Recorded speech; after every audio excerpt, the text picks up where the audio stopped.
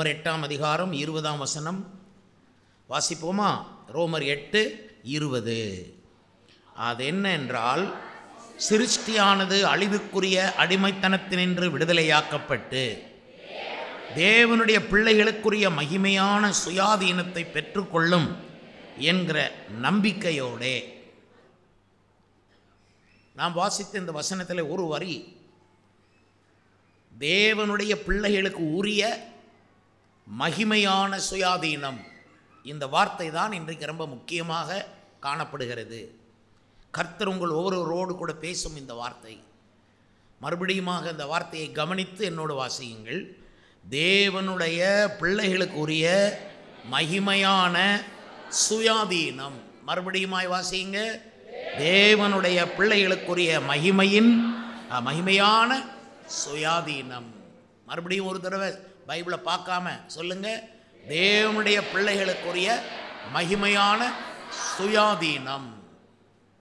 சரி, சுயாதீனம் கவனிங்க. என்ன சுயாதீனம் அப்படிங்கும்போது சுதந்திரம்.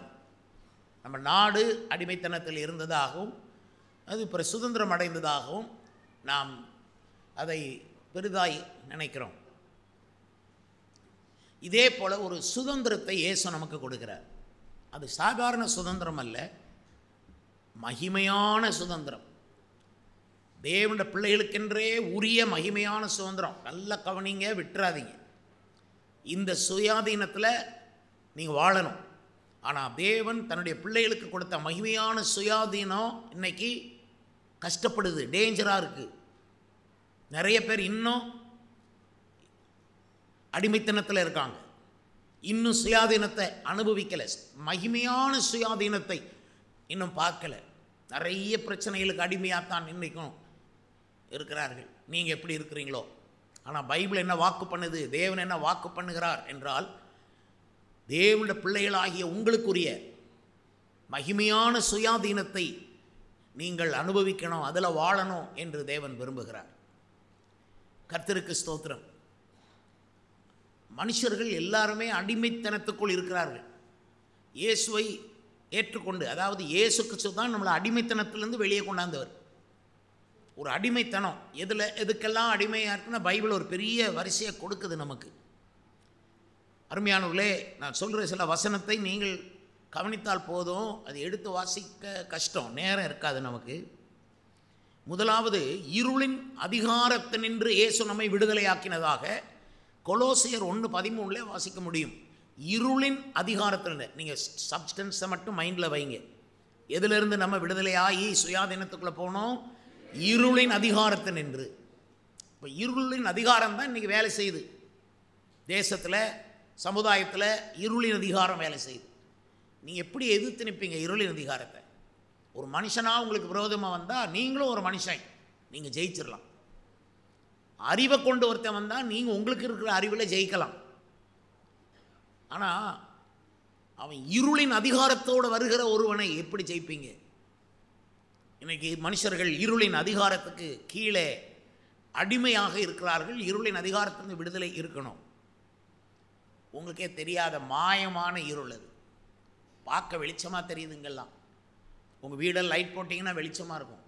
ஸ்டில் அதுக்குள்ளே இருக்கிறவங்க ஒருவித அந்தகாரத்துக்குள்ளே இருக்கிறார்கள். அதிலிருந்து விடுதலை வேணும். ஆனால் ரட்சிக்கப்பட்டவங்க, உங்களை பற்றி பைபிள் என்ன சொல்லுதுன்னா, நாம் இருளுக்கும் இரவுக்கும் உள்ளானவர்கள் அல்ல, நாம் பகலுக்குரியவர்கள், நாம் வெளிச்சத்தின் பிள்ளைகள். அப்போ அவ்வளோ பெரிய பேர். பகலுக்குரியவர்கள், வெளிச்சத்தின் பிள்ளைகள், நாம் இருளுக்கும் இரவுக்கும் உள்ளானவர்கள் அல்ல. இயேசு நம்மளை வெளிச்சத்துக்கு கொண்டு வந்துட்டார். என்ன அர்த்தம்? நம்ம இயேசு விடுதலையாக்கி இருக்கிறார். அந்த வெளிச்சம்தான் இன்றைக்கி நம்மளை நடத்துது. அந்த வெளிச்சத்தில் தான் நம்ம ஆலயத்துக்கு வர்றோம், இயேசுவை பின்பற்றுறோம், சாட்சியாக இருக்கிறோம். இன்னும் இருளின் அதிகாரம் நிறைய வீடுகளுக்குள்ளே வேலை செய்யுது. நீங்கள் ஈஸியாக போய் அவங்கள ரட்சிப்புக்குள் நடத்தலாம் ஒன்றும் முடியாது. ஏன்னா இருளின் அதிகாரம் இருக்குங்க. அந்த இருளின் அதிகாரத்தை எதிர்த்து நின்று அதை ஸ்பிளிட், அதை பிரித்து, அதை உடைக்கக்கூடிய பவர் உங்கள்கிட்ட இல்லைன்னா நீங்கள் ஒருவருக்கும் நல்லது செய்ய முடியாது, நல்ல செய்தியை சொல்ல முடியாது, ரட்சிப்பை சொல்ல முடியாது, ஞானஸ்நானத்தை சொல்ல முடியாது. நீங்களே கஷ்டப்படுவீங்க. ஏன்னா நீங்கள் இருளின் அதிகாரம் உங்களோட ஃபைட் பண்ணும். இருளின் அதிகாரம்னா சும்மா கிடையாது, அது டேஞ்சர். அதுக்கு தான் நம்ம உபவாசம் இருக்கணும். பாருங்கள், உண்மையாக சொன்னால் இன்றைக்கி நிறைய கிறிஸ்தவங்க பேரில் இருப்பாங்க, ஆனால் அவங்க அந்த அந்த இருளை ஜெயிக்க முடியாமல் தான் இருக்காங்க. அது ஒரு அதிகாரம், அது ஒரு அத்தாரிட்டி, அதை ஜெயிக்க முடியாது, கஷ்டம். உபவாசத்தோடு ஜபத்தோடு சபைக்குள்ளே இருந்து நமக்கு ஜெபம் பண்ணுற ஒருத்தங்க இருந்தால் தான் போக முடியும் முன்னுக்கு. ஜெபிச்சு தான் அந்த அதிகாரத்தை ஜெயிக்க முடியும். இருளின் அதிகாரத்திலிருந்து இயேசு நம்மளை விடுதலையாக்குகிறார். அல்லேலூயா, அல்லேலூயா, அல்லேலூயா. ஒரு நாள் கோயிலுக்கு வரலன்ன உடனே உங்கள் மேலே இருளின் அதிகாரம் இருக்குன்னு நாங்கள் சொல்ல மாட்டோம். அதல்ல காரணம். மொத்தத்தில் ஒரு சின்ன மிஸ்டேக் போட்டாலும் இருளின் அதிகாரம் ஊடுருவிடும். ஏன்னா பைபிள் சொல்லுது, பிசாசுக்கு இடம் கூடாதிருங்கள். ஒரு சின்ன இடம் கொடுத்தாலும் வந்துடுவாங்க. கர்த்தருக்கு ஸ்தோத்திரம் உண்டாவதாக. அதனால் எந்த விதத்திலையும் இருள் உங்களுக்குள் வர இடம் கூடாது. நீங்கள் வெளிச்சத்தின் பிள்ளைகள், பகலுக்குரியவர்கள். நீங்கள் இருளுக்கும் இரவுக்கும் உள்ளானவர்கள் அல்ல, நீங்கள் ஒளியில் நடக்கிறவர்கள், ஒளியில் உள்ள பரிசுத்தவான்களுடைய அந்த ஐக்கியத்தோடு வந்தவர்கள். இன்றைக்கி நீங்கள் நினைங்க மனசில், நான் வெளிச்சத்தின் பிள்ளை, நான் வெளிச்சத்தில் நடக்கிறேன், இருள் என்னை ஜெயிக்க முடியாது, இருளின் அதிகாரத்துக்கு நான் அடங்க மாட்டேன். அப்படி வைராக்கியமாக இருந்தால் தான் அது வேலை செய்ய, அது தோற்று ஓடும்.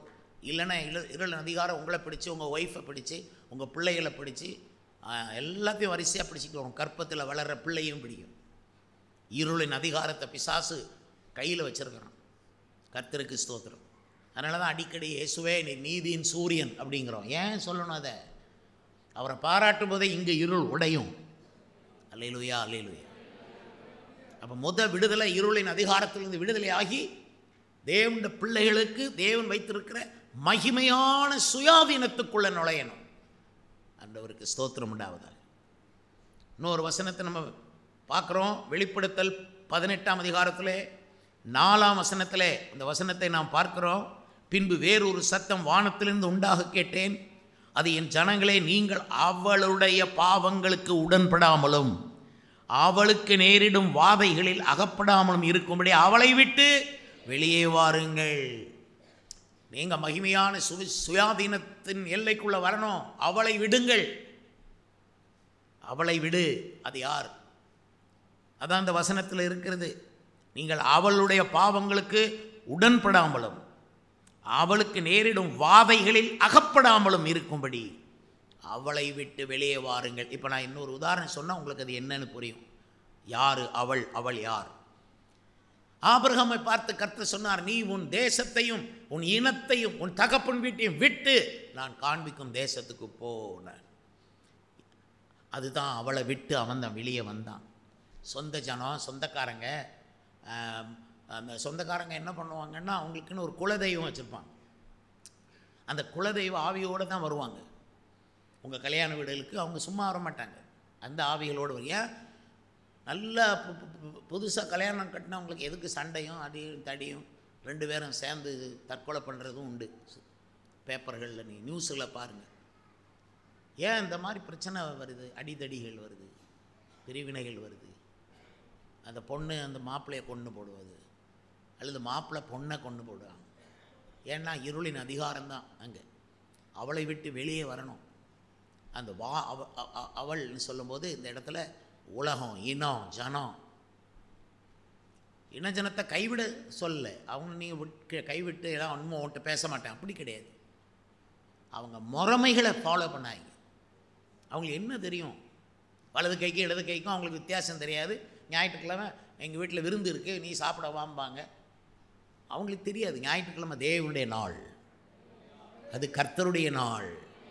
அதில் உனக்கு இஷ்டமானதை நீ செய்யக்கூடாது, உன் சொந்த பேச்சை பேசக்கூடாது, உனக்கு இஷ்டமான இடங்களுக்கு போகக்கூடாது. அப்படி அவரே வாய் திறந்து சொல்லிட்டார்னா அதுக்கு மிஞ்சி என்ன எனக்கு? அல்லேலூயா, அல்லேலூயா, அல்லேலூயா, அல்லேலூயா. 6 நாள் நீங்கள் என்ன பண்ணுங்கப்பா, ஒரு நாள் கர்த்தருடைய நாள்னு சொல்லிட்டார்ல, அந்த நாளில் எதுக்கு நீங்கள் விருந்து, அந்த நாளில் எதுக்கு பிஸ்னஸ் பண்ணணும், அந்த நாளில் எதுக்கு நீங்கள் பிரயாணம் பண்ணணும்? அந்த நாளை கர்த்தருக்கு ஒதுக்க முடியும். அந்த நாள் ஒரு நாளை கர்த்தருக்கு ஒதுக்க முடியாட்ட கர்த்தர் 6 நாளை உங்களுக்கு ஒதுக்க மாட்டார். இப்போ 6 நாள் செய்கிற வேலையெல்லாம் வேஸ்ட் ஆயிரும்.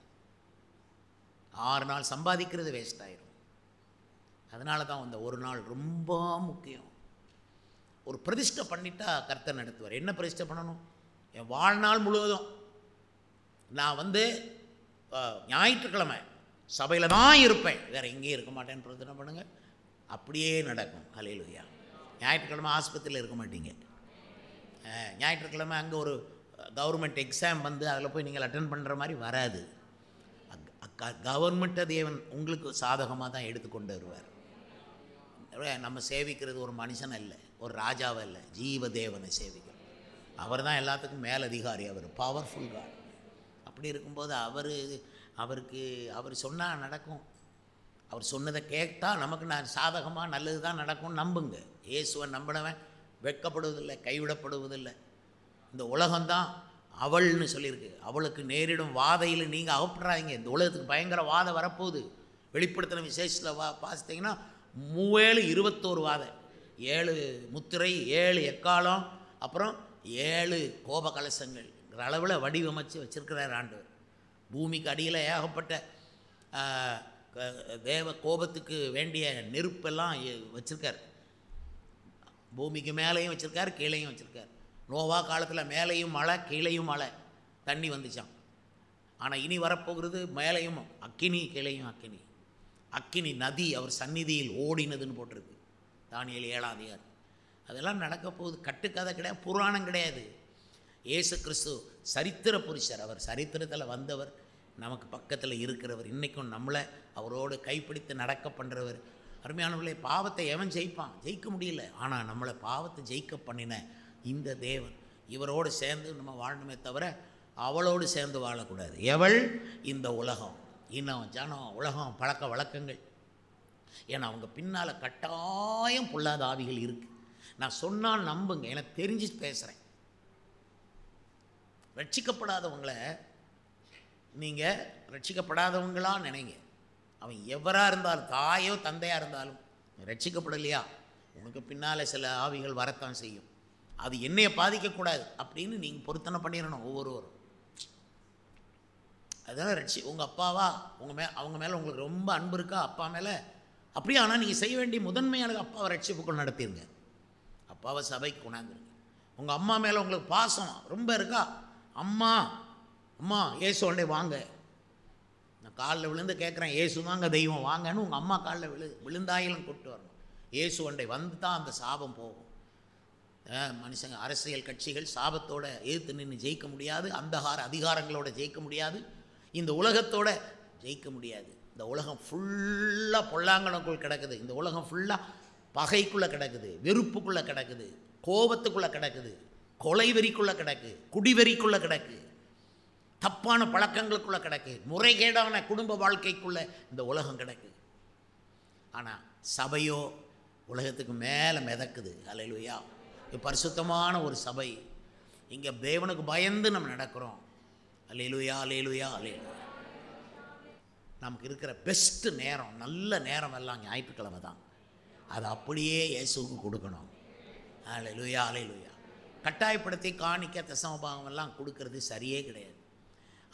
நீங்கள் அவர் மேலே அன்பு வச்சு, என்ன உங்கள்கிட்ட இருக்கிற நல்ல காணிக்கையை கொண்டு அவர் கொடுக்கும். அதுதான் சில பேர் பழைய ரூபாயை கொண்டு பேங்க்கில் மாற்றி புது ரூபாயாக கொண்டு காணிக்க போடுறாங்க பாருங்கள். ஏன்னா கொடுக்கறது யாருக்கு கொடுக்குறோங்கிறது பெருசு. ஆண்டவருக்கு ஸ்தோத்திரம். எஜமானுக்கு கொடுக்குறோம். நீங்கள் என்ன பாஸ்டர் கையில் கொடுத்தாலும் அது தேவனுடைய கையில் தான் கொடுக்குறீங்க. அது பாஸ்டர் கையில் கொடுத்தா அது பாஸ்டர் தான் சாப்பிடுவார்னு அர்த்தம் இல்லை. அது ஊழியம்தான் சாப்பிடும். இந்த சபை ஊழியம், என்ன ஊழியங்கள் தான் அதை எடுக்கும். கர்த்தருக்கு நம்ம அவர் சொல்கிறாரு, அதிலேருந்து விலகி வா. நீ அங்கே இருக்கிறவரை உனக்கு சுயாதீனம் இல்லை. நீ உன் இனம், ஜனம், உன் தகப்பன் வீடு, அந்த பழைய விக்கிரகங்கள், பழைய பாவ சாபங்களுக்குள்ளே நீ இருக்க, உனக்கு சுதந்திரமே இல்லை. இதோ இயேசு கூப்பிடுறார், உனக்கு மகிமையான சுதந்திரத்தை கொடுக்க விரும்புகிறார். அல்லேலூயா. அதிலிருந்து வெளியே வா. இதை அப்போஸ்தலனாகிய பேதுரு பேசும்போது சொன்னார், மாறுபாடு உள்ள இந்த சந்ததியை விட்டு விலகி உங்களை, அப்படின்னா உங்களை விடுவித்து. அதான் ஒருத்தர் ஒரு ஆற்றுல காட்டாறு வெள்ளம் ஓடிச்சான். அப்போ ஏகப்பட்ட ஜாமான்கள் அங்கே ஊரே அடிச்சுக்கிட்டு வருது. அதில் கட்டில் மிதக்குது, மேஜை மிதக்குது, அப்புறம் நிறைய பொருட்கள் மிதக்குது, தண்ணியில் அடிச்சுட்டு போகுது. ஒரு வாலிபன் பார்த்தான், அதான் அங்கே ஒன்று இருக்கே. இல்லை, அது ஊரில் உள்ளவங்கள்லாம் அந்த கட்டில் எடுப்பாங்க, மேஜையை பிடிச்சி இழுப்பாங்க, மிதந்து வர அத்தனை ஜாமான்களை எடுத்துகிட்டு இருந்த போது ஒரு வாலிபன் அங்கே ஒன்று மிதக்குதுன்னுட்டு போய் அவன் எடுக்கிறான். எடுத்தா அவனால் கரைக்கு வர முடியல, அது உள்ளுக்கே போய் இழுத்துட்டு போகுது. அதுக்கப்புறம் அவன் நினச்சான், ஏதோ நிறையா பொண்ணும் பொருளும் இருக்கிற மூட்டை அப்படின்னு நினச்சி அதை இறுக்க பிடிச்சிக்கிட்டான். தண்ணி, நீச்சல் வேற அடிக்கணும், தண்ணி வேற இழுக்குது. கஷ்டப்பட்டு எப்படியோ அதை மூட்டையை அவன் இருக்க பிடிச்சிட்டு திடீர்னு பார்த்தா தண்ணி ஆழத்துக்குள்ளே இழுத்துட்டு போகுது. அப்போ ஊர்க்காரங்கெல்லாம் நின்று கரையில் உள்ளவங்கெல்லாம் சொன்னாங்க, தம்பி வேண்டாம்ப்பா, தண்ணி ரொம்ப வேகமாக ஓடுது, நீ கையில் பிடிச்சிருக்கிறத நீ எடுத்துகிட்டு வரணும்னு யோசிக்காத, அதை விட்டுரு, நஷ்டம் ஆனாலும் பரவாயில்ல, நீ வாப்பா, நீ செத்துறாத, தண்ணி உன்னை இழுத்து கொண்டு போயிடாம நீ வந்துரு அப்படின்னு கத்துனாங்களாம். அப்போ அந்த வாலிபன் சொன்னால், நான் அதை அப்பமே விட்டுட்டேன், ஆனால் அது என்னை விட மாட்டேங்குது அப்படின்னு சொன்னான். பிறகு தான் பார்த்தா அது ஒரு கரடி. அந்த கரடியும் மிதந்து வந்துகிட்டு இருக்கு. இவன் ஏதோ நமக்கு லாபம் கிடைக்கும், நல்ல ஜாமான் இருக்குது போல் ஒரு மூட்டை வருதுன்னு நினச்சிட்டு மனுஷன் பிடிச்சி கொஞ்ச நேரத்தில் அது இவனை பிடிச்சிக்கிடுச்சு. நீங்கள் இந்த மாதிரி தான் உலகத்தில் ஏமாறுறது, நல்ல ஜாமான் இருக்கும் போய் பிடிப்பீங்க, கடைசியில் உலகம் அவங்கள பிடிச்சிக்கிறோம். நீங்கள் சொல்லுங்கள், உலகத்தின் ஆவியிலிருந்து ஒரு மனுஷனை விடுவிக்கிறதுங்கிறது சின்ன விஷயமே கிடையாது, ரொம்ப கஷ்டம். ஊழியத்தில் நாங்கள் அதான் போராடுவோம். சரி, இயேசு வரும்போதே இது அத்தனையும் விட்டுட்டு தானே போகணும். உதாரணம் சொல்கிறேனே, லோத்து பார்த்து சொல்கிறார், இந்த சமபூமி எங்கே நில்லாதே, ஓடு, அந்த மலையை நோக்கி ஓடு அப்படின்னா அவன் ஓடுறான். அவன் மனைவி பின்னால் வந்துக்கிட்டு இருக்கு. அதுக்கு ஐயோ, ஊரை விட்டு ஓடுறோமே, சொந்த பந்தங்களை விட்டுட்டு ஓடுறோமே, நம்ம எனக்கு 2 மகள், அந்த 2 மகளை கல்யாணம் கட்டுற மாப்பிள்ளைகளையும் விட்டுட்டு ஓடுறோமே, ஐயோ சொத்து சுகமெல்லாம் விட்டு ஓடுறோமேன்னு அந்த அம்மாவுக்கு பொறுக்கலை. அதுக்கு தாங்க முடியாமல் திரும்பி பார்த்துச்சான், அப்படியே உப்பு தூணாக நின்றுச்சான். இன்றைக்கி சொல்லுறேன், இன்றைக்கி அப்படியே இந்த உலகத்தை உத்து பார்த்து நிற்கிற உப்புத்தூண் கிறிஸ்தவங்க தான் ஜாஸ்தி. கர்த்தரை பார்க்கல, திருவிருந்துக்கு தகுதியே கிடையாது நிறைய கிறிஸ்தவங்க, அவங்க எடுக்கவே கூடாது. சொல்ல போனால் நீ கரடி கையில் சிக்கி இருக்க, நீ உலகத்தின் கையில் சிக்கி இருக்க, அதிலிருந்து நீ விடுதலை ஆகணும். ஆனால் விடுதலை எப்படி வரும்? இயேசு கிறிஸ்து விடுதலை கொடுப்பாரு, ஆனால் அதை நீ நம்பணும், அந்த விடுதலையை நீ விரும்பணும். விரும்பாதவங்களுக்கு இயேசு கொடுக்க மாட்டார், விரும்பணும். உண்மையை சொல்லப்போனால் உடம்பு சுகம் கூட நீங்கள் இயேசு சுகம் கொடுக்கணும் விரும்பினா தான் சுகம் கொடுப்பார். அதான் ஒரு சப்பானி ஒருத்தன் உட்கார்ந்துருக்கான், நான் பல வருஷமாக இயேசு பக்கத்தில் போய் நீ சுகமாக வேண்டும் என்று விரும்புகிறாயான்னு கேட்டார். உனக்கே விருப்பம் இல்லைன்னா நான் எப்படி உன்னை விடுதலை ஆக்க முடியும் என்று. எனவே இந்த உலகமாகிய ஸ்திரீ, அதனால தான் யாக்கோபு தன் நிருபத்தில் எழுதும் பொழுது ஸ்திரீகளால் கரைப்படாதவர்கள், வெளிப்படுத்தின விசேஷத்திலும் ஸ்திரீகளால் கரைப்படாதவர்கள் இவர்களே. அது என்ன ஸ்திரீன்னா இதுதான், உலகமாகிய ஸ்திரீயில் கரைப்படக்கூடாது, உலகத்தால் கரைப்படாதபடின்னு பைபிளில் இருக்குது. அப்படியானா உலகம் கரைப்படுத்தும் நம்மளை. ரொம்ப கஷ்டம், ஒரு பாஸ்டராக இருந்து மக்களை காப்பாற்றி கொண்டு போகிறது ரொம்ப ரொம்ப கஷ்டம். தினம் போய் கரைப்பட்டு வருவாங்க, நாங்கள் கழுவிக்கிட்டு இருக்கணும், கஷ்டம். 2 கஷ்டம் இருக்குது சபைகளில். அது யோவேல் 2:16 இருக்க அந்த வசனம், ஜனத்தை கூட்டுங்கள் அதுவும் கஷ்டம், சபையை பரிசுத்தப்படுத்துங்கள் அதுவும் கஷ்டம். இந்த 2ம் பயங்கர கஷ்டம். ஒரு பாஸ்டர் சும்மா தூங்கி வழிஞ்சி இதெல்லாம் ஒன்றும் பண்ண முடியாது. அவர் உடஞ்சி அழுது, அவர் கதறி ஜெபம் பண்ணி, அவர் உபவாசம் இருந்து ஜெபம் பண்ணி, இயேசுவோடு கூட நெருங்கி கண்ணும் கருத்துமா இருந்தா 100 பேரை காப்பாற்றலாம். தேவனுடைய ராஜ்யம் அப்படிப்பட்டது தான். கர்த்தருக்கு ஸ்தோத்திரம். அதனால தான் நீங்கள் எச்சரிக்கையாக இருக்க வேண்டும். பிடிக்கும், அந்தகாரம் இழுக்கும், கரடி அதாவது உலகம். நீங்கள் உலகத்தை விட்டாலும் அது உங்களை விடாது. நீங்கள் அதெல்லாம் போங்கப்பா வேண்டாம்ப்பா, நீங்கள் நான் இயேசுவை பின்பற்றி சபைக்கு போகிறேன்னாலும் பின்ன அது வந்து பிடிச்சி இழுக்கும். அதான் முறைமைகள், புறஜாதிகளுடைய முறைமைகளை ஃபாலோ பண்ணக்கூடாது, கை கொள்ளக்கூடாது, கற்றுக்கொள்ளக்கூடாது. கலாத்தியர் நிருபத்தை வாசித்தீங்கன்னா அதில் அவ்வளவு இருக்குது. புறஜாதிகளுடைய முறைமைகளை ஃபாலோ பண்ணாதீங்க. நான் அந்த புறஜாதிகள் அடிக்கிற மேளங்களை கூட ஃபாலோ பண்ணக்கூடாது மைண்டில். அந்த அளவுக்கு நாங்கள் சொல்லி கொண்டு இருக்கிறோம். நினைங்க, இயேசு கிறிஸ்துவை உண்மையாக நேசிங்க. இதெல்லாம் அருவருப்பாக தெரியும். நீங்கள் இயேசுவை நேசிக்கலைங்கிறது எதுலேருந்து தெரியும்? ஒருத்தன் இயேசுவை நேசிக்கலைன்னு எதுலேருந்து தெரியும்? இந்த உலக கொட்டுகளில் மயங்கிறது, இந்த உலக பணத்தில் மயங்கிறது. இவன் இயேசு மேலே நேசிக்கலை. இவன் அங்கே ஒருத்தன் உட்காந்து பிச்சை கேட்டு கொண்டிருந்தான். அவன் பேர் பர்திமை, குருடன். இயேசு அவனை என்னிடத்தில் அழைத்து வாருங்கள்னார். இயேசு இயேசு உன்னை கூப்பிடுகிறார். உடனே அவன் எழும்பி செஞ்சது என்ன? மேலே போட்டிருந்த அந்த பிச்சைக்கார வஸ்திரத்தை தூக்கி எரிஞ்சிட்டு தான் இயேசுகிட்ட போனான். இன்னைக்கு வர்ற கிறிஸ்தவர்கள் எல்லாம் அந்த பிச்சைக்கார ட்ரெஸ்ஸையும் போட்டுக்கிட்டு என் உயிரே என் உயிரேன்னா எனக்கு அருவருப்பாக தெரியுது. உலகத்தை தூக்கி எரியலை நீங்கள். கர்த்தருக்கு ஸ்தோத்திரம். வேலைக்கு போங்க, அதே வேலை தான். ஆஸ்பத்திரிக்கு அல்லது ஆஃபீஸில் வேலைக்கு போகிறீங்கன்னா உங்களுக்குன்னு தனியாக ஆஃபீஸ் கட்ட முடியாது.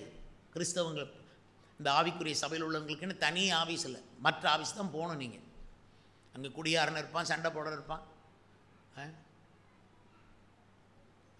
அதன் நடுவில் நீங்கள் ஒரு விளக்காக இருக்கணும், எரிந்து பிரகாசிக்கிற விளக்கு. அங்கே இருள், ஆனால் நீங்களோ விளக்கு.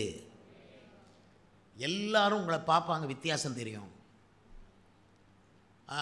அவங்க சிலர் கேலி பண்ணுவாங்க, எல்லாருக்கும் ஒரு வழினா இடும்பனுக்கு ஒரு வழியா அப்படிம்பாங்க. ஏன்னா நீங்கள் தனியாக நிற்பீங்க, சில விஷயங்களில் தலையிட மாட்டீங்க. சினிமா பாட்டை பாடி எல்லாரும் கத்துவாங்க, நீங்கள் ஒதுங்கி நிற்பீங்க. உங்களை பார்ப்பாங்க, அவங்க பார்த்துட்டு உங்கள்கிட்ட மெதுவாக வருவாங்க, தயங்கி தயங்கி வருவாங்க. வந்து நீ இப்படி இருக்கிறதுக்கு என்ன காரணம்னு கேட்பாங்க.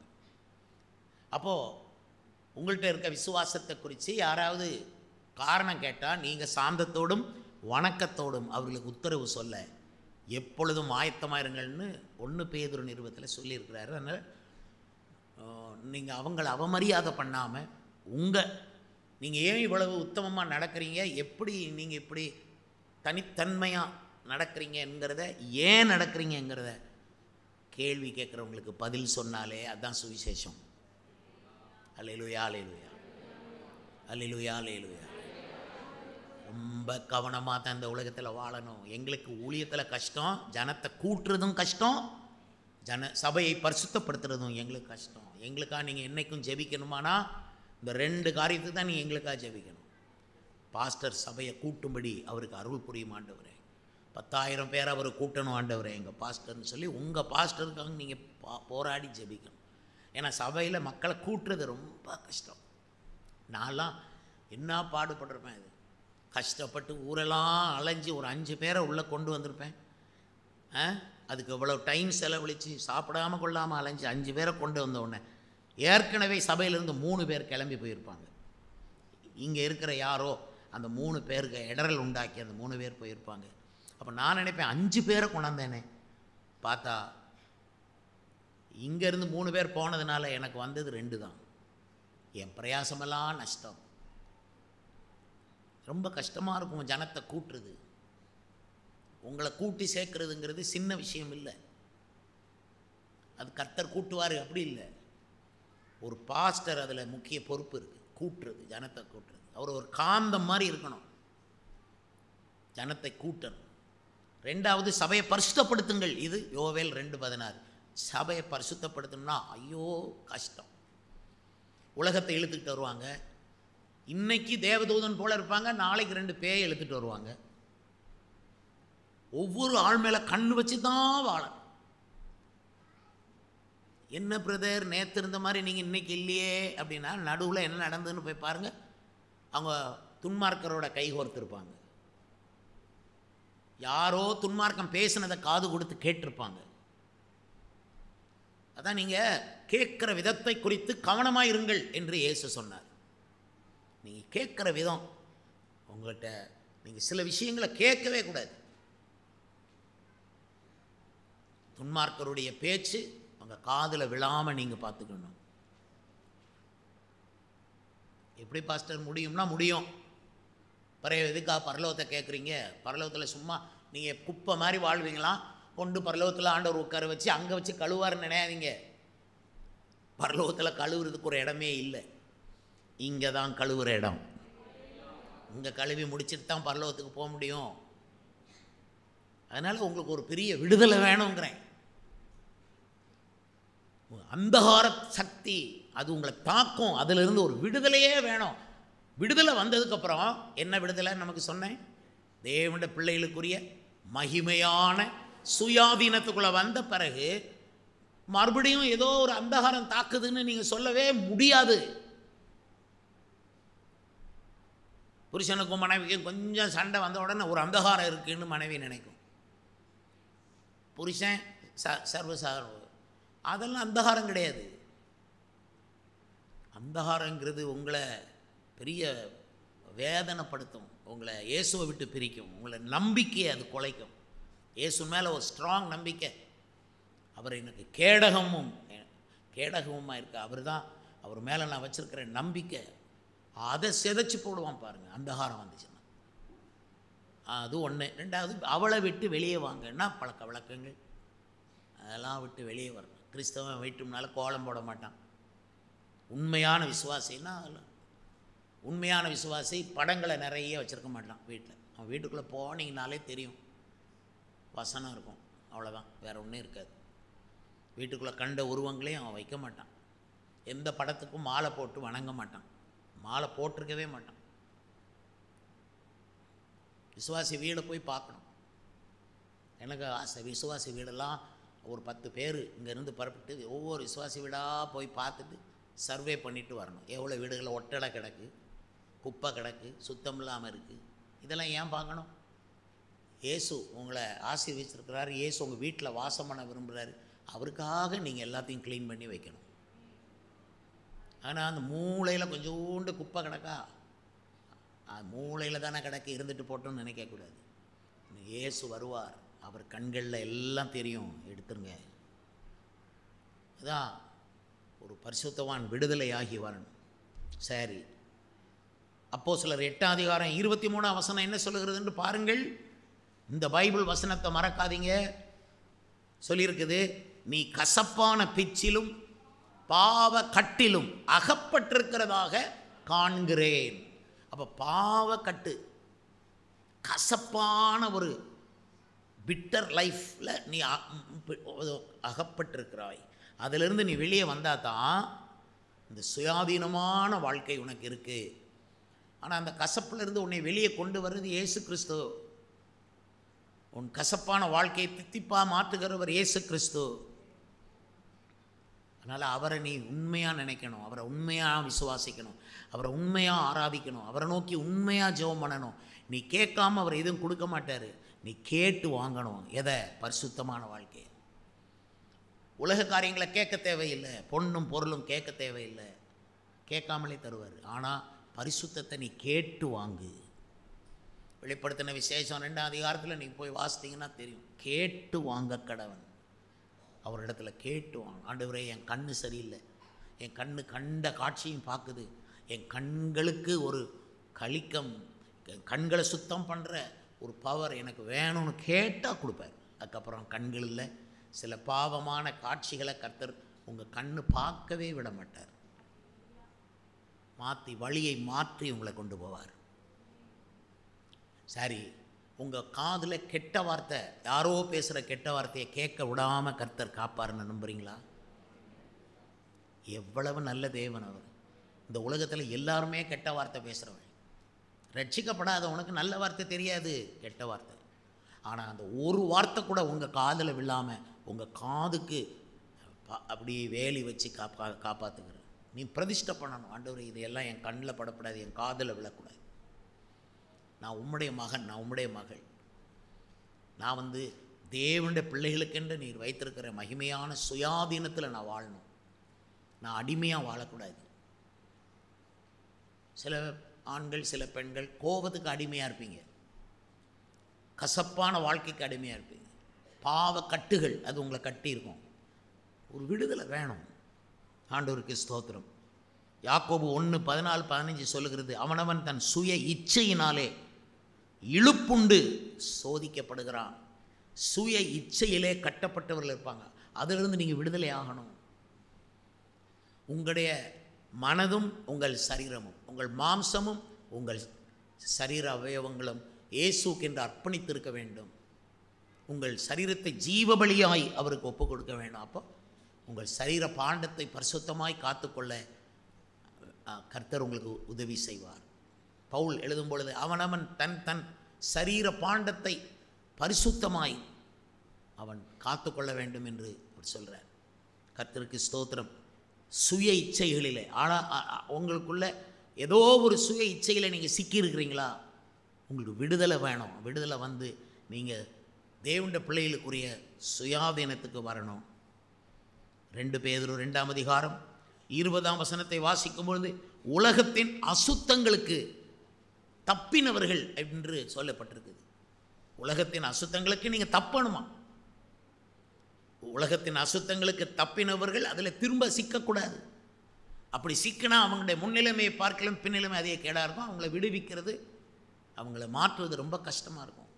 அதனால தான் விசுவாசிகள் முன்னுக்கு வந்தவங்க, இயேசுவுக்காக வந்தவங்க பின்னுக்கு போகவே கூடாது. கர்த்தருக்கு ஸ்தோத்திரம். பவுல் சொல்லும்போது பின்னானவைகளை கம்ப்ளீட்டாக மறந்துடணும். முன்னுக்கு போகிறத மட்டும்தான் நினைக்கணும். நீ விட்டு வந்த பாவத்தை நினைக்கவே கூடாது. சிலர் பாவத்தை விட்டுருவாங்க, ஆனால் விட்ட பாவத்தை நினைப்பாங்க. 3 தடவை அப்படி நினச்சிங்கன்னா அதே பாவத்தை செய்கிறதுக்குரிய வாய்ப்பு உங்களுக்கு வந்து நிற்கும். பிறகு நீங்கள் அந்த பாவத்தில் விழுந்துருவீங்க. எபிரேயர் 11 இது ரொம்ப தெளிவாய் சொல்லப்படும். நீங்கள் விட்டு வந்த தேசத்தை நினைப்பீர்களானால் அதுக்கு போகிறதுக்குரிய வாய்ப்பு உங்களுக்கு கிடைக்கும். அதனால் விட்டு வந்த பாவத்தை நினைக்கவே கூடாது. நினைக்க நேரம் இல்லை. ஏன்னா இயேசுவை நினைக்கவே எனக்கு நேரம் பத்தலை, வேதத்தை நினைக்கவே நேரம் பத்தலை. நான் விட்டு வந்த பாவத்தை எப்படி நினைப்பேன்? இன்றைக்கி நான் சபையில் இருக்கிறேன், சபையை பற்றி திங்க் பண்ணவே, அதை பற்றி நினைக்கவே எனக்கு நேரம் பத்தலை. சபை வளரணுமே, அதை திங்க் பண்ணுறேன். இரவும் பகலும் சபையை பற்றி திங்க் பண்ணுற விசுவாசி அவங்க தான் பாக்கியவான்கள். அவங்க தான் பரலோக வீட்டுக்கு பொருத்தமானவர்கள். அவளை தான் திருவிருந்து எடுக்க பொருத்தமானவர்கள். இந்த ஆலயத்தை விட்டு வெளியே போன உடனே இந்த சபையை மறக்கிறவர்கள் திருவிருந்து எடுத்து என்ன லாபம், என்ன பிரயோஜனம்? திருவிருந்துனா பொறுப்புள்ளவர்கள். இயேசு உலகம் முழுவதும் எல்லா திரளான மக்களையும் பொதுமக்களையும் கூப்பிட்டு திருவிருந்து கொடுக்கல. 12 பேருக்கு மட்டும்தான் கொடுத்தார். அவங்க வீட்டை விட்டவங்க, படகை விட்டவங்க, வலையை விட்டவங்க, தகப்பன் வீட்டை விட்டவங்க, ஊழியத்துக்கு ஒப்பு கொடுத்தவங்க, சுவிசேஷம் அறிவிக்க வந்தவங்க, பிசாசு துரத்த வந்தவங்க, வியாதி குணமாக்க ஊழியத்துக்கு வந்தவங்க, 12 பேருக்கு தான் திருவிருந்து. இன்றைக்கி திருவிருந்தையே ரொம்ப சாதாரணமாக்கின கிறிஸ்தவ சபைகள் மேலே கர்த்தர் நடவடிக்கை எடுக்காமல் இருப்பாளா? குடிகாரனும் திருவிருந்து எடுக்கிறான், சண்டை போடுறவன் திருவிருந்து எடுக்கிறான், சாதி வித்தியாசம் பார்க்குறவன் திருவிருந்து எடுக்கிறான். என்ன மாதிரி ஆண்டவர் சும்மா இருக்கிறான்னு நினையாதீங்க. அது அதுக்கு பலன் உண்டு. நீங்கள் உண்மையாக இருங்க, உங்களுக்கு பலன் உண்டு. அல்லேலூயா, அல்லேலூயா. கர்த்தருக்கு ஸ்தோத்திரம். உலகத்தின் அசுத்தங்களுக்கு நீங்கள் தப்பணும். நீங்கள் சொல்லணும் வீட்டில், இது உலகத்தின் அசுத்தம், அது வேண்டாம், இது உலகத்தின் அசுத்தம், அது வேண்டாம். அப்படி சொல்ல தெரியணும். தாய்மார் தந்தைமார் எல்லாத்தையும் பிள்ளைகளுக்கு வாங்கி கொடுக்கக்கூடாது. இது வேண்டாம், அது வேண்டான்னு சொல்ல தெரியணும். பிள்ளைகள் அப்பா அம்மாட்ட கேட்கணும், இந்த ட்ரெஸ்ஸை நான் வாங்கலாமா, அது இந்த மாதிரி படமெல்லாம் போட்டுருக்கு, இந்த மாதிரி நிறமெல்லாம் இருக்குது, வாங்கலாமா? இது தப்பு இல்லை, வாங்கலாம். இதா இந்த சட்டையா, இது வேண்டாம் வேண்டாம் சொல்ல தெரியணும். பிள்ளை வருத்தப்படும், ஆனால் பிறகு சரியாயிரும். ஆனால் தேவனே வருத்தப்பட்ட பிறகு சரியாகாது. கர்த்தருக்கு பயந்த ஒரு வழியில் நடக்கணும். நீங்கள் இயேசு மேலே வச்சுருக்க விசுவாசம் ஒரு கப்பல் தானே, ஆமாவா இல்லையா? நான் என்ன பாட்டு படிப்பேன் இந்த காலங்களில், விசுவாச கப்பல் ஒன்று போகுது. உங்கள் விசுவாச கப்பல் எதுலேயும் அகப்பட்டுறக்கூடாது. அப்போஸ்தலர் 27 சொல்லியிருக்குது, பவுல் ஏறி போன கப்பல் பெரிய யூரோக்ளிதோன் என்னும் கடுங்காற்றில் அகப்பட்டது. விடுதலை இல்லை பாருங்கள், அந்த கப்பலுக்கே விடுதலை இல்லை. பிறகு என்னாச்சு? அந்த கப்பலில் இந்த தளவாடங்கள்லாம் தூக்கி கடலில் போட்டு, கோதுமை தின்பண்டங்கள் எல்லாம் தூக்கி கடலில் போட்டாச்சு, வெயிட்டை குறைக்கிறது. இதுதான் நிறைய குடும்பங்களில் நடக்கிறது. அந்த குடும்பங்களில் இருக்கிற பொருட்கள் சொத்துக்கள், அவங்க பணங்கள் எல்லாம் தூக்கி கடலில் போட்ட மாதிரி வீணாக போய் வெறும் கப்பல், உயிர் பிழைச்சா போதும்னு வாழ்கிற எத்தனையோ பேர். ஆனால் ஆண்டவர் இயேசு உங்களுடைய கப்பலை பாதுகாக்கிறவர். இயேசு கிறிஸ்துவனுடைய அவரை நீ என்ன மாதிரி நினைக்கிறீங்கன்னா, உங்கள் கப்பலுடைய மாலுமியை அவர் தான். இயேசு என் மாலுமி. அவர் அந்த இதை பிடிச்சிருக்கிறார், ஸ்டேரிங்கை பிடிச்சிருக்கார், அவர் நடத்துவார். அந்த பெரிய கப்பல் ஓட்டும் சக்கரத்தை அவர் பிடிச்சிருக்கார். என்றைக்குமே அது மைண்டில் வரணும். என் விசுவாச கப்பல் முன்னுக்கு போகத்தான் செய்யும். உலகத்தில் அந்த என் கப்பல் கடலில் மூங்காது. உலகத்தில் மூழ்கி பாழக்கூடாது. இது மேலே கூடி மிதந்து போகக்கூடிய கப்பல். அல்லேலூயா, அல்லேலூயா. சிலர் ரொம்ப வருத்தப்படுவாங்க. என்னென்னா, பாஸ்டர் நீங்கள் சொல்கிறபடியெல்லாம் வாழணும்னா சொந்தக்காரங்க பகைப்பாங்க, நண்பர்கள் பகைப்பாங்க, ரொம்ப கோவப்படுவாங்க என் சொந்தக்காரங்க. பிறகு என் வீட்டு விசேஷத்துக்கு வரமாட்டேன்பாங்க. அல்லது என் ஃப்ரெண்ட்ஸ் எல்லாம் என் மேலே வருத்தப்படுவாங்க. வருத்தப்படுறது மட்டுமில்லை, ரொம்ப கிண்டல் பண்ணுவாங்க, பாஸ்டர் அவதூறாக பேசுவாங்க என்று அப்படி நீங்கள் நினைப்பீங்க. அதான் இவ்வுலக பாடுகள். பாட்டில் எப்படி வருது? இவ்வுலக பாடு என்னை என்ன செய்தியிடம். இது எப்போ பாடுவோம் தெரியுமா? ஞானஸ்நான நேரத்தில் பாடுவோம். இப்போல்லாம் ஞானஸ்நானத்தில் எந்த பாட்டை பாடுன்னு தெரியாமல் இஷ்டத்துக்கும் ஒரு பாட்டை சந்தோஷம் பங்குது. இவனுக்கும் சந்தோஷம் இருக்காது, ஒருத்தனுக்கும் இல்லை. நாங்கள் உனக்கு பாடுவது ஒருத்தன் ஞானசாம் எடுக்குது, அவ்வளோ பாடுகள் அவனுக்கு வரும். அதனால் ஃபஸ்ட்டே பாடுவோம், இந்து உலக பாடு என்ன செய்திடும் சொல்லி பாடி வைக்கணும். நீங்கள் இயேசுவின் பின்னால் போய் உலகத்தை, இனத்தை இதெல்லாம் வெறுத்து நீங்கள் சுயாதீன நிலைக்குள்ளே போகணுமானா அவன் உங்களை அவ்வளவு கோவப்படுவான். சொந்தக்காரங்க வீட்டுக்கு வரமாட்டேன். சில புருஷன்மார் மனைவிமாரை திட்டி, நீ அந்த கோயில் தானே அங்கேயே போய் சேர்ந்துக்க போ அப்படிலாம் சொல்லியிருக்காங்க திருநெல்வேலியில். அண்டு கோர்ட்டில் டிவோர்ஸ் போட்டு வாங்கினாங்க. அதையும் தாண்டி சபையில் இருக்கிறவங்க இருக்காங்க. அல்லேலூயா. ஏன்னாப்பா இயேசு கிறிஸ்து அவ்வளோ உண்மையான தெய்வங்க. அல்லேலூயா. அவ்வளோ பரிசுத்தமான தெய்வம், அவ்வளோ அன்பு நிறைந்த தெய்வம், அவ்வளோ மன உருக்கம் உள்ள தெய்வம். அவர் அவ்வளோ ஒரு சின்ன கரை கூட இல்லாத தூய்மையான எண்ணம் உடைய கர்த்தர். அல்லேலூயா. அவரை நினச்சாலே எண்ணங்களெல்லாம் மாறும். அவரை நினச்சி தான் திருவிருந்தில் பங்கு பெறணும். அல்லேலூயா. ஆமேன், ஆமேன். மாதத்தில் ஒரு நேரம் அல்லது மாதத்தில் 2 நேரம் திருவிருந்து ஏன் வைக்கப்படுதுன்னு சொன்னால், விசுவாசிகள் உங்கள் பொறுப்பை உணரணும். நீ ஏனோ தானோன்னு வாழக்கூடாது. நீ இருளிலிருந்து வெளியே வந்தவன், இருளின் அதிகாரத்தை உடைச்சிட்டு வந்தவன். நீ அந்த பொல்லாத ஸ்திரீட்டு வெளியே வந்தவன். நீ கேர்ஃபுல்லாக நடக்கணும். திருவிருந்தில் கை வைக்கும்போது நான் உண்மையாக இருப்பேன், அல்லாமலும் இந்த சபைக்காக நான் உழைப்பேன்னு தீர்மானம் எடுக்கணும். இந்த சபைக்காக உழைக்காதவங்க, ஒன்றும் செய்யாதவங்க, காணிக்க தசமபாகம் கூடாதவங்க எல்லாம் திருவிருந்தில் எடுக்கணும்னா அது உழைப்பல் சபை. அது உழைப்பல் சபை. யாரை எடுத்துகிட்டு போங்கன்னா எனக்கு குப்பை காடா சபைன்னா அதுக்குன்னு ஒரு ஒழுக்கம் இருக்குது. கர்த்தருக்கு ஸ்தோத்திரம். உங்கள் எண்ணமெல்லாம் இயேசுவின் மேலேயும் அவருடைய சபையின் மேலேயும் இருக்கணும். அப்போ தான் நீங்களும் உங்களை பரிசுத்தமாக காத்துக்கொள்வீங்க. எல்லாரும் எழுப்பி நிற்போம் ஜெபம் பண்ணுவதற்காக.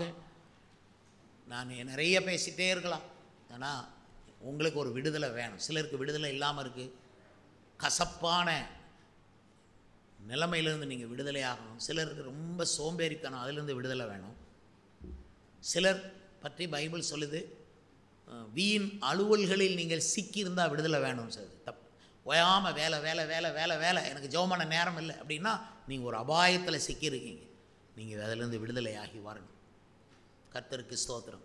தீர்மானம் பண்ணுங்கள், சபை பரிசுத்தப்படும்படிக்கு தான் ஜெபிக்கணும். 2 குறிப்பு தான். சபையை ஜனத்தை கூட்டுங்கள், சபையை பரிசுத்தப்படுத்துங்கள். எல்லாரும் சொல்லுங்கள், ஜனத்தை கூட்டுங்கள், சபையை பரிசுத்தப்படுத்த சொல்லுங்கள். இந்தியாவை பரிசுத்தப்படுத்த முடியுமா? முடியாது. திருநெல்வேலியை பரிசுத்தப்படுத்த முடியுமா? முடியாது. ஆனால் சபையை பரிசுத்தப்படுத்த முடியுமா? முடியும். ஏன்னா ஆவியானவர் வைராக்கிய வாஞ்சையாக இருக்கிறார்.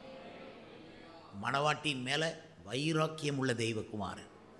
தலை உயர்த்தி ஜெபிப்போமா? ஏதாவது விடுதலை வேணும் அப்படின்னு ஃபீல் பண்ணுறீங்களா? பாஸ்டர், சில கண்ணிகள் இருக்குது, சில தவறுகள் இருக்குது, சில பாவக்கட்டுகள் இருக்குது, நான் சில இது உலக தினமாக நடந்துட்டேன், எனக்கு இது எல்லாத்துலேருந்து விடுதலையாகி நான் பரிசுத்தவான்கள் போகிற அந்த பாதையிலே சுயாதீன மகிமையான சுயாதீனத்துக்குள்ளே நான் வாழணும், ஒளியில் வெளிச்சத்தில் நான் வாழணும்னு சொல்கிறவங்க இப்போ உங்களோட வலது கரத்தை உயர்த்துங்க. விடுதலை வேணும்னு சொன்னால் உங்கள் வலது கரத்தை உயர்த்தி கொள்ளுங்க.